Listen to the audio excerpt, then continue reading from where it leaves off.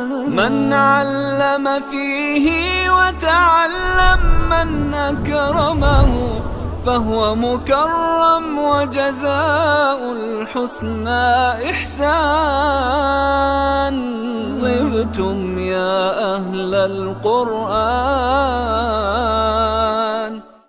الحمد للہ رب العالمین والصلاة والسلام علی اشرف الانبیاء والمرسلین نبینا محمد وعلی آلہ وصحبہ اجمعین. اما بعد فاعوذ باللہ من الشیطان الرجیم. بسم اللہ الرحمن الرحیم. وَلَقَدْ يَسَّرْنَا الْقُرْآنَ لِلذِّكْرِ فَهَلْ مِن مُدَّكِرٍ. صدق اللہ العظیم. رب اشرح لی صدری ویسر لی امری واحلل عقدۃ من لسانی یفقہوا قولی. آمین یا رب العالمین. عزیز طلباء و طالبات، لسان القرآن یعنی قرآن کی زبان، اس پیریڈ میں میں آپ کو خوش آمدید کہتا ہوں. میں نے آپ کے سامنے سورۃ القمر کی ایک آیت تلاوت کی ہے، اور یہ آیت سورۃ القمر میں اللہ تعالیٰ نے 4 مرتبہ دہرائی ہے.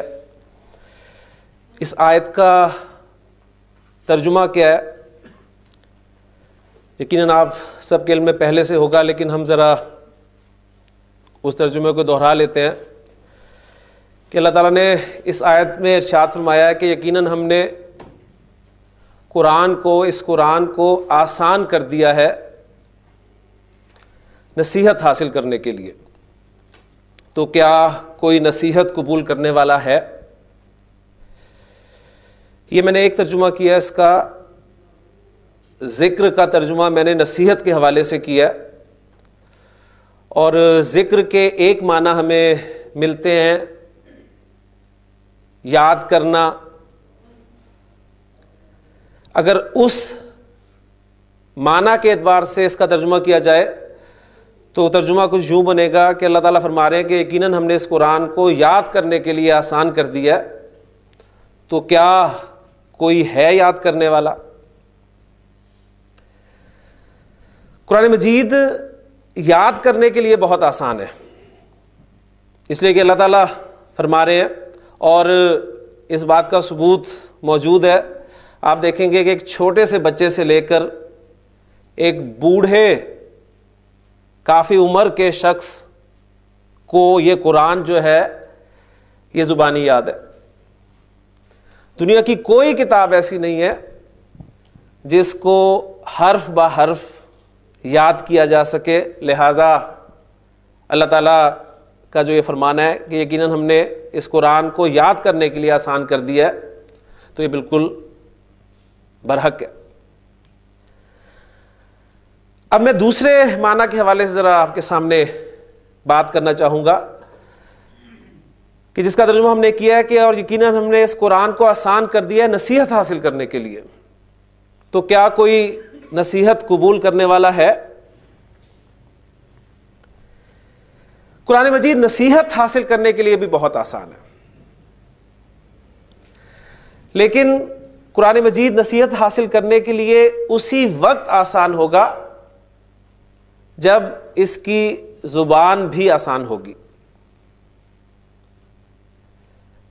جبکہ ہم جانتے ہیں کہ قرآن مجید کو ماننے والے اکثر لوگوں کی زبان جو ہے وہ قرآن کی زبان نہیں ہے، اور یہ انڈرسٹوڈ ہے کہ قرآن مجید کی زبان جو ہے وہ عربی ہے. تو آپ سب جانتے ہیں کہ اس دنیا میں جو مسلمان پائے جاتے ہیں ان میں سے اکثر مسلمانوں کی زبان عربی نہیں ہے، لیکن اللہ تعالیٰ فرما رہے ہیں کہ ہم نے قرآن کو آسان کر دیا ہے نصیحت حاصل کرنے کے لیے، اور یہ بات اسی صورت میں صحیح ہو سکتی ہے جبکہ اس کی زبان بھی آسان ہو. لیکن جب ہم اپنا جائزہ لیتے ہیں یا اس طریقہ کار کا جائزہ لیتے ہیں یا اس زبان کو سیکھنے کے حوالے سے ہم گفتگو کرتے ہیں تو ہم میں سے اکثر یہی کہتے ہوئے پائے جاتے ہیں کہ عربی بہت مشکل زبان ہے، لیکن یقین مانیے عربی بہت آسان زبان ہے۔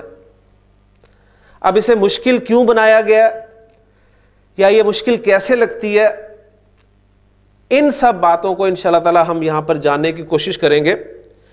خاص طور پہ ہم اردو بولنے والوں کے لیے تو عربی سیکھنا انتہائی آسان ہے، اس لیے کہ کل محترم ڈاکٹر عبدالسمیع صاحب بھی فرما رہے تھے کہ ہماری اس بولی جانے والی زبان اردو میں تقریباً 70 سے 80% الفاظ عربی کے، اس لیے ہمارے لیے یعنی اردو بولنے والوں کے لیے عربی سیکھنا انتہائی آسان ہے۔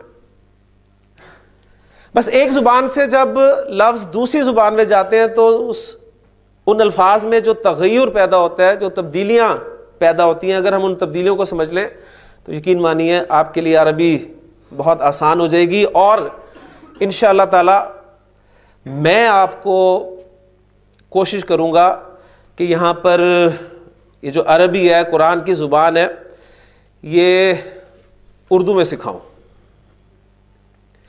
اس لیے کہ مجھے انگریزی بھی اسی وقت سمجھ میں آتی ہے جب اسے اردو میں بولا جائے۔ تو انشاءاللہ تعالی ہم یہاں پر عربی سیکھیں گے اور اس زبان یعنی اپنی بولی جانے والی زبان اردو کی مدد لیں گے، اور اس کلاس میں ہم جو طریقہ کار اختیار کریں گے وہ زبان سیکھنے کے حوالے سے جو مختلف طریقے ہیں ان میں سے ایک طریقہ جو ہم اختیار کریں گے وہ یہ ہوگا کہ زبان کی مدد سے، اور ہماری سیکھی ہوئی زبان اردو ہماری اپنی زبان ہے، اور ہمارا کہنا ہے کہ ہمیں بچپن سے پڑھ رہے ہیں تو اب تک انگریزی بھی آ گئی ہے، تو ان دونوں زبانوں کو استعمال کرتے ہوئے ہم انشاءاللہ تعالی عربی زبان کے قواعد سیکھیں گے، اور انشاءاللہ تعالی وہ جو کل ڈاکٹر صاحب گفتگو کر رہے تھے آپ کے ساتھ صرف اور نحو کی، ان مشکل ٹرمینالوجی کو ایک طرف کرتے ہوئے میں انشاءاللہ تعالی آپ کو آسان طریقے سے عربی سکھانے کی انشاءاللہ کوشش کروں گا۔ آپ اس کلاس سے کس طرح زیادہ سے زیادہ فائدہ اٹھا سکتے ہیں، اس کے لیے چند گزارشات میں آپ کے سامنے رکھنا چاہوں گا، پھر اس کے بعد انشاءاللہ تعالی ہم باقاعدہ اپنے سبق کا آغاز کرتے ہیں۔ سب سے پہلی بات تو آپ کے ذہن میں یہ ہونی چاہیے کہ یہ جو آپ کے کورس ڈیزائن کیا گیا ہے پورا یہ 4 ماہ کا، اس میں عربی کے حوالے سے جو ہیڈنگ میں پڑھ رہا تھا وہ یہ تھا کہ عربی گرامر برائے قرآن فہمی۔ تو اسکوپ ہمارا عربی سیکھ کر قرآن کو سمجھنا ہے، ہمارا مقصد قطعی یہ نہیں ہے کہ ہم نے عربی سیکھ کے تو اس کے بعد عربی بولنی ہے اور ہم نے معاش کے لیے یا تعلیم کے لیے یا اور کسی سلسلے میں کسی عرب ملک میں جانا ہے اور ہم اس کلاس میں اس لیے شرکت کر رہے ہیں۔ تو پہلی بات تو یہ آپ اچھی طرح ذہن میں بٹھا لیں کہ اس کلاس میں آپ کو قرآن سمجھنے کے لیے ضروری عربی سکھائی جائے گی۔ اب کیا کام آپ کریں گے جس سے آپ اس سے بھرپور فائدہ اٹھا سکتے ہیں، وہ چند باتیں اگر ہم نوٹ کر لیں تو انشاءاللہ تعالی بہت فائدہ ہوگا آپ کو۔ پہلی بات یہ کہ اس کلاس میں، ویسے تو ہر کلاس کے لیے رولز لاگو ہیں لیکن خاص طور پہ اس کلاس کے لیے چھٹی ناممکن۔ ایک چھٹی تو بہت دور کی بات ہے، اگر آپ 5-10 منٹ بھی لیٹ ہو گئے تو آپ سمجھ نہیں پائیں گے کہ کیا بات ہو رہی ہے، کیونکہ بڑی خوبصورت زبان ہے، بڑی لنکڈ لینگویج ہے، تمام لنکس آپ کے اگر پورے ہیں تو انشاءاللہ تعالی یہ زبان آپ کو ایسے سمجھ میں آئے گی۔ اگر آپ کا ایک بھی لنک مس ہے یا کلیئر نہیں ہے آپ کو پرابلم پیش آئے گی، اس پرابلم کی وجہ سے جو مشکل آپ کو پیش آ رہی ہے اس سے بددلی آپ کے اندر پیدا ہوگی اور آپ یہی رزلٹ لے کے نکلیں گے کہ واقعی عربی بہت مشکل زبان۔ تو ریگولیرٹی، پنکچویلٹی، اور پھر جو آپ کو یہاں پر بک دی جائے گی اس بک کے حوالے سے ایک اہم بات، عام طور پہ کلاسز میں یہ کہا جاتا ہے کہ جی یہ ہم نے پڑھ لیا، اب اگلا سبق جو ہے عام طور پہ اسٹوڈنٹس کی بھی عادت ہوتی ہے کہ اگلا سبق پڑھ کر آتے ہیں، تو آپ کو قطعاً اگلا سبق پڑھنے کی اجازت نہیں ہوگی. آپ صرف وہی پڑھیں گے اس کتاب میں سے جو آپ نے یہاں پر پڑھ لیا ہے, اس کو آپ اس کتاب سے دیکھ سکتے ہیں. یہ آپ کو میں ٹپس دے رہا ہوں اس کلاس سے بھرپور فائدہ اٹھانے کے لیے. تو اگر آپ اس میں سے کچھ مس کریں گے تو آپ اس سے یقیناً پھر بھی فائدہ اٹھائیں گے, لیکن وہ جو بھرپور کا لفظ میں نے استعمال کیا ہے وہ مس کر بیٹھیں گے. اور پھر سب سے اہم بات وہ یہ ہے کہ ماشاءاللہ آپ سب پڑھے لکھے لوگ ہیں اور آپ بہت کچھ جانتے ہیں, لیکن یہاں آپ بیٹھیں گے ایک طالب علم کی حیثیت سے. آپ کو جو کچھ معلوم ہے آپ یہ سمجھ کر بیٹھیں گے کہ آپ کو کچھ نہیں معلوم. اپنے ذہن کو بالکل صاف کر کے آپ کے جو بھی کانسیپٹس بنے ہوئے ہیں عربی رولز کے حوالے سے, ان کو آپ نے پہلے بالکل صاف کرنا ہے. پھر میں آپ کو جو سمجھانے کی کوشش کروں گا انشاءاللہ تعالیٰ آپ کو وہ سمجھ میں آئے گا. اور آپ کے ذہن میں جو سوالات پیدا ہو رہے ہوں گے ان کے لیے آپ انتظار کریں گے. انشاءاللہ تعالیٰ آپ کو آپ کے ذہن میں پیدا ہونے والے ہر سوال کا جواب آپ کو ملے گا. بس تھوڑا سا آپ کو صبر کرنا پڑے گا, آپ کو جلدی نہیں کرنی پڑے گی, جلدی نہیں کرنی ہوگی, اس لیے کہ یہاں پر کھڑے ہو کے مجھے معلوم ہے کہ کس سوال کا جواب جو ہے وہ کس وقت دینا ہے. ہاں, جو آگے کے سوالات آپ کے ذہن میں پیدا ہو رہے ہیں ان کے حوالے سے یہ میں بات کر رہا ہوں. جو ٹاپک کے حوالے سے سوالات چل رہے ہیں, جو آپ کے ذہن میں کوئی بات سمجھ میں نہیں آ رہی, وہ آپ ضرور کر سکتے ہیں. تو یہ چند گزارشات تھیں. انشاءاللہ تعالیٰ جب ہم ان پر عمل کریں گے تو یقین مانیے آپ اس کورس کو انتہائی مفید پائیں گے. اب ہم اللہ تعالیٰ سے دعا کرتے ہیں کہ اللہ تعالیٰ ہمارے لیے اس کورس کو آسان کرے, اسے مشکل نہ بنائے اور اسے خیریت کے ساتھ مکمل کرے. لہٰذا آپ کی جو کتاب ہے لسان القرآن کے نام سے, اس میں بھی وہ دعا لکھی ہوئی ہے, تو انشاءاللہ تعالیٰ وہ دعا وہاں سے یاد کریں گے. میں دعا آپ کے سامنے پڑھ دیتا ہوں کہ ربی یسر, اے میرے رب آسانی فرما, ولا تعسر, اور مشکل نہ فرما, وتمم بالخیر, اور خیر کے ساتھ خیریت کے ساتھ مکمل فرما. اس دعا کو انشاءاللہ تعالیٰ ہم روز پہلے آ کر پڑھا کریں گے, اور میری خواہش یہ ہوگی کہ آپ میں سے جو کوئی ایک اسٹوڈنٹ ہے وہ مطلب ڈیلی چینج ہو اور مختلف اسٹوڈنٹس جو ہیں اس دعا کو پڑھیں تاکہ دعا بھی ہمیں یاد ہو جائے. اور انشاءاللہ تعالیٰ آپ دیکھیں اس دعا کی برکتیں آپ کے لیے آسانی ہو جائے گی, کیونکہ آسانی اور مشکل یہ سب اللہ کی طرف سے ہی ہیں. اور قرآن مجید کی وہ آیت بھی آپ کے ذہن میں ہے کہ انا مع العسر یسرا, یقیناً تنگی کے ساتھ آسانی ہے. تو کبھی آپ کے لیے بہت آسانی ہوگی یہاں پر آنے کی, یہاں پر بیٹھنے کی, یہاں پر سمجھنے کی, اور کبھی کبھی آپ کے لیے یہاں پر آنا بہت مشکل ہوگا اور یہاں پر کوئی بات سمجھ نہیں آئے گی. تو یہ ساتھ ساتھ چلے گا, لیکن اس کے لیے طریقہ کار کیا ہے کہ ہم نے اللہ کی طرف رجوع کرنا ہے, اللہ سے مدد مانگنی ہے کہ ربی یسر ولا تعسر وتمم بالخیر. تو اب دعا کے ساتھ ہم باقاعدہ اپنے اس کورس کا آغاز کرتے ہیں. عربی زبان جیسے میں نے آپ کو کہا کہ ہم اردو بولنے والوں کے لیے بہت آسان ہے, تو بہت ساری باتیں پہلے سے آپ کے علم میں ہیں, وہ ہم پہلے چند باتیں یہاں پر اکٹھی کریں گے, پھر اس میں آہستہ آہستہ تدریجاً جو ہے اضافہ کرتے چلیں گے اور انشاءاللہ تعالیٰ اپنے کورس کو آسان کرتے چلیں گے. تو عربی زبان میں بنیادی حیثیت حروف الہجا کو حاصل ہے. حروف الہجا جنہیں آپ اردو میں حروف تہجی اور انگریزی میں الفابیٹ کے نام سے جانتے ہیں. ٹھیک, اب ظاہر بات ہے ہر زبان میں کچھ لیٹرز ہوتے ہیں جن کی وجہ سے, جن کی مدد سے الفاظ جو ہیں وہ بنتے ہیں. تو عربی میں انہیں حروف الہجا کہتے ہیں. تو وہ حروف الہجا میں آپ کے سامنے بورڈ پر لکھ رہا ہوں, اور پھر میں آپ میں سے کسی سے درخواست کروں گا کہ وہ ان حروف کو پڑھ کر سنائے.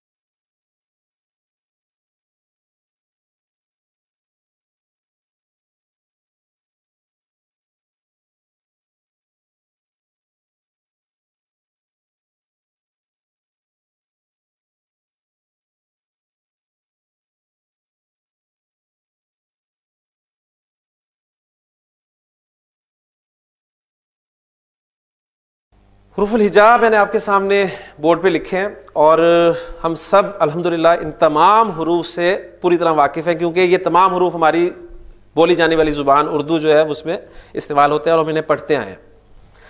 اچھا، اب پہلی بات یہ کہ یہ جو حروف میں نے لکھے ہیں آپ کو ایک خاص ترتیب میں نظر آ رہے ہیں، اور وہ خاص ترتیب یہ ہے کہ کل کتنی لائنز میں نے روز میں نے انہیں لکھا ہے 4، اور ہر لائن میں یا رو میں کتنے حروف ہیں 7۔ لہٰذا اس کا ہمیں فائدہ یہ ہوا کہ ہمیں ان حروف کی تعداد جو ہے وہ پتہ چل گئی۔ تو حروف الہجا کی تعداد عربی زبان میں کتنی ہے 28۔ تو یہاں جو آپ کے سامنے حروف لکھے ہوئے ہیں ان کی تعداد جو ہے وہ 28 ہے۔ اب ظاہر بات ہے، دیکھیں الفابیٹ انگریزی میں کتنے ہیں 26، اردو میں حروف تہجی کتنے ہیں؟ ہاں دیکھیں انگریزی میں کوئی اختلاف نہیں، اردو میں جو ہماری اپنی زبان ہے ہمیں تھوڑی پریشانی ہوتی ہے، ہمیں سوچنا پڑتا ہے کہ کتنے 31 کے 37 یا 38 یا 52 یہ آپ پہ میں چھوڑتا ہوں، آپ چیک کر کے بتائیے گا۔ بہرحال عربی زبان میں استعمال ہونے والے حروف الہجا جو ہیں وہ کتنے ہیں 28۔ اچھا، اب ان حروف کی عربی میں اپنی پروننسیشن ہے۔ اردو میں ہم انہیں کیسے پڑھتے ہیں؟ الف بے تے سے جیم ہے خے، ایسے ہی ہے نا، لیکن عربی میں آپ انہیں ایسے نہیں پڑھتے۔ عربی میں آپ کیسے پڑھتے ہیں؟ آپ میں سے میں درخواست کروں گا کہ آپ ذرا ان حروف کو پڑھ دیں۔ جی آپ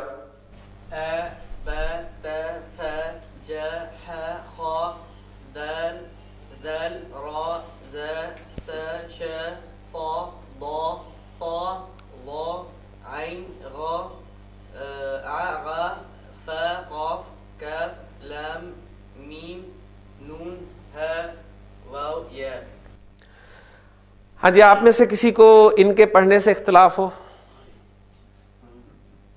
جی جی ندیم صاحب، صرف 2 حروف میں اختلاف ہے، باقی ٹھیک ہے پڑھے ہیں انہوں نے؟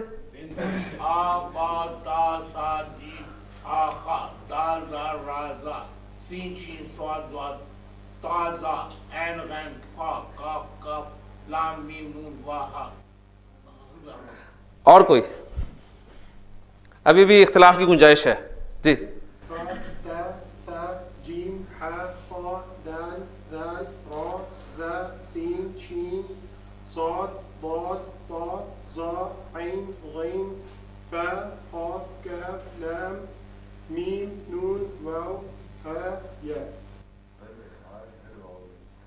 ٹھیک ہے، میں نے لکھے وہ اسی طرح ہا کو پہلے لکھا ہے۔ تو پہلی بات یہ اس لیے خاص طور پہ اس لیے لکھا ہے کہ ہم نے ڈکشنری کنسلٹ کرنی ہے انشاءاللہ عربی زبان کی، تو عربی زبان میں جو آپ کو الفابیٹیکلی ورڈز ملیں گے اس میں ہا پہلے ہوگا اور واؤ کے بعد یا ہوگا، اس لیے میں نے وہی ترتیب سامنے رکھی ہے تاکہ آپ کے لیے جو ہے پریشانی نہ ہو، ورنہ واؤ پہلے آتا ہے ہمارے اور ہا اس کے بعد آتا ہے پھر یا آتا ہے۔ ہاں جی، یہ جو ہے سامنے ان کی پروننسیشن آئی ہے بالکل ٹھیک آئی ہے۔ اب میں سب کے لیے ایک آسان سا اصول بتا دیتا ہوں، اس اصول کو آپ اگر سامنے رکھیں گے تو آپ میں سے سب ان حروف کو صحیح پروناؤنس کریں گے انشاءاللہ تعالی۔ اصول یہ ہے ردیم صاحب کہ ان حروف کو اردو میں ہم جو پڑھتے ہیں تو اردو پڑھنے میں ہمارے وہ حروف جو اے ساؤنڈ پر ختم ہو رہے ہیں، اے، کون کون سے حروف اے ساؤنڈ پر ختم ہو رہے ہیں؟ ذرا پہلی لائن میں دیکھیں، الف بے تے سے جیم ہے خے، ٹھیک؟ ان پہلی لائن میں کتنے حروف جو ہیں وہ اے ساؤنڈ پہ ختم ہو رہے ہیں؟ 5۔ ایک الف نہیں ختم ہو رہا اور ایک جیم نہیں ختم ہو رہا، لہذا جو حروف اردو پڑھنے میں اے ساؤنڈ پر ختم ہوں گے آپ نے ان حروف کو عربی میں آ ساؤنڈ کے ساتھ پڑھنا ہے، سمپل سا رول، ٹھیک ہو گیا؟ اردو پڑھنے میں جو حروف آپ کے اے ساؤنڈ پر ختم ہو رہے ہیں ان حروف کو آپ نے آ ساؤنڈ کے ساتھ پڑھنا ہے، لہذا الف ناٹ آ، الف با بے با تے تا سے سا جیم ہے ہا خے خا دال ذال رے را زے زا سین شین صاد واد توئے طا زوئے زا عین غین فے فا قاف کاف لام میم نون ہے ہا واو یہ یا. کلیئر ہو گیا جی؟ تو اب آپ کے لیے ساری زندگی کا مسئلہ حل ہو گیا. اب آپ کو پریشانی نہیں ہوگی کہ جی کون سے حرف کو کیسے پڑھنا ہے، ورنہ یاد رکھنا ہمارے لیے بڑا مشکل ہو جاتا ہے. یہ ہم نے اس لیے نہیں پڑھا ہے کہ اب جب ہم الفاظ بنائیں گے تو ان الفاظ میں جو حروف استعمال ہوں گے ان حروف کو ہم نے اسی طرح پروناؤنس کرنا ہے. اب ہم عربی لفظ میں جب بے آئے گا تو ہم اسے بے نہیں بولیں گے بلکہ کیا بولیں گے؟ با. فے آئے گا تو ہم اس کو فا بولیں گے. یہ اس لیے ضروری ہے. کلیئر ہوگی؟ تو عربی زبان میں استعمال ہونے والے حروف جو ہیں حروف الہجا، ان کی تعداد آپ کے سامنے آ گئی ہے 28. ان حروف کی تعداد میں ایک اختلاف ہے. وہ اختلاف ایک حرف کی وجہ سے ہے اور وہ ایک بڑا اہم حرف ہے جو آپ کو ان حروف میں نظر نہیں آ رہا، لیکن آپ کو قرآن مجید میں وہ لکھا ہوا نظر آتا ہے، اور وہ حمزہ ہے. یعنی حمزہ میں نے اس لسٹ میں شامل نہیں کیا. اس کی وجہ کیا ہے وہ ابھی آپ کے سامنے آتی ہے، لیکن اس کے لیے ہمیں ایک بات اور سمجھنی پڑے گی، اور وہ بات ہے حرکات کی. عربی زبان میں جو دوسری اہم چیز ہے وہ ہیں حرکات، اور بنیادی حرکات 3 ہیں. ان سے آپ واقف ہیں: زبر، زیر، پیش. یہ 3 بنیادی حرکات ہیں. ایک اور علامت آپ کو عام ملے گی، ویسے تو اور بھی علامات ہیں لیکن ایک علامت اور ملے گی آپ کو، وہ ہے یہ والی علامت. کیا کہتے ہیں اس کو؟ جزم. ٹھیک ہے، سکون کی علامت، جزم کی علامت. اچھا، اب یہ علامت بورڈ پر لکھتے ہوئے یا آپ اپنی جب کاپیز پہ لکھیں گے تو جلدی میں لکھنے کی وجہ سے اس پیش کے ساتھ جو ہے وہ مکس ہونے کے چانسز ہیں. لہٰذا ہم اپنے اس کلاس اس علامت سکون کے لیے جو سمبل یوز کریں گے وہ یہ نہیں ہوگا بلکہ یہ ہوگا. ٹھیک، اس کے لیے ایک دائرہ بھی عام طور پہ استعمال کیا جاتا ہے. مختلف علامات ہیں لیکن ہم اس کے لیے اپنی اس کلاس میں اس کو یوز کریں گے. تو زیر زبر پیش اور یہ علامت سکون. اب حمزہ اس میں شامل کیوں نہیں ہے وہ میں آپ کو بتا دوں کہ ہمارے کچھ بزرگ کہتے ہیں کہ الف اور حمزہ دراصل ایک ہی حرف ہے. الف اور حمزہ میں کوئی فرق نہیں ہے. کچھ کہتے ہیں کہ نہیں جی، الف ایک الگ سے حرف ہے اور حمزہ الگ سے حرف ہے. جو تو الف اور حمزہ کو الگ حروف مانتے ہیں ان کے نزدیک پھر تعداد جو ہے حروف الہجا کی وہ 29 ہو جائے گی. جو کہتے ہیں کہ الف اور حمزہ ایک ہی حرف ہیں ان کے نزدیک تعداد جو ہے وہ 28 رہے گی. تو الف اور حمزہ میں فرق کیا ہے؟ وہ جو یہ کرتے ہیں کہ وہ 2 حروف ایک ہی ہیں لیکن پھر فرق کیا ہے؟ وہ کہتے ہیں کہ الف جو ہے وہ بغیر کسی حرکت یا علامت سکون کے ہے، لیکن اگر الف پر کوئی علامت آ جائے، زبر آ جائے، زیر آ جائے، پیش آ جائے یا علامت سکون آ جائے تو اب آپ اس کو الف نہیں کہیں گے بلکہ حمزہ کہیں گے. تو آج آپ کو جو دوسری چیز پتہ چلی ہے، انشاءاللہ آپ اس کے کلاس میں بہت کچھ سیکھیں گے، انشاءاللہ بہت کچھ سیکھیں گے. تو ایک تو آپ کو دیکھیں وہ اے آ کلیئر ہو گیا الحمدللہ. دوسری آپ کو پتہ چلنے لگی ہے بات الف اور حمزہ کا فرق. اب آپ اس آیت کو سامنے رکھیں جو نبی کریم صلی اللہ علیہ وسلم پر پہلی وحی نازل ہوئی، اقرا بسم ربک الذی خلق. تو پہلا لفظ تھا اقرا. اب اس بات کو سامنے رکھتے ہوئے میری آپ سے درخواست ہے کہ آپ مجھے بتائیں کہ اس لفظ میں الف کہاں ہے؟ اقرا میں اس لفظ میں الف ہے؟ یہ پہلا کیا ہے؟ حمزہ. میں اسے حمزہ کیوں کہہ رہا ہوں؟ اس لیے کہ اس الف پر حرکت آ گئی. اور جو آخر میں الف آ رہا ہے اسے میں حمزہ کہہ رہا ہوں. کیوں؟ اس لیے کہ اس پر علامت سکون آگے، لہٰذا اس لفظ میں کوئی الف نہیں ہے، دونوں جگہ پر جو آپ کو الف نظر آ رہا ہے وہ اصل میں حمزہ ہے. لیکن